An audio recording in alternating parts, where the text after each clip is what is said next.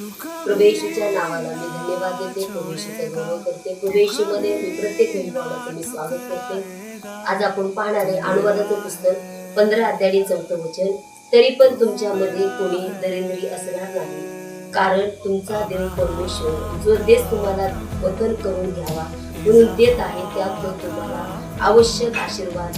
आज आम्हाला आवश्यक आशीर्वाद नाही, तर आपण ज्या परमेश्वर आपण विश्वास आणि भरोसा आशा ठेवलेले तुम्ही तुझ्याकडे, तर मी धनवान असताना मी तुझ्यासाठी करतो, तर जो कोणी माझ्यावर विश्वास ठेवेल मी त्याला धन्यवाद करणार परमेश्वर। आणि आजही आपल्याला या वचनाप्रमाणे देव आवश्यक आपल्याला आशीर्वादित करणारे आणि आपले मार्ग मोकळे करणारे, आपण कर्जात असेल कोणत्याही परिस्थितीत असेल तर देव आपल्याला प्रत्येक परिस्थितीवर आणि कर्जातलं आणि गरिबी दारिद्र्य सगळ्यांच्यातून आपल्याला तर त्याच्यावर आपण विश्वास ठेवून प्रार्थना करू।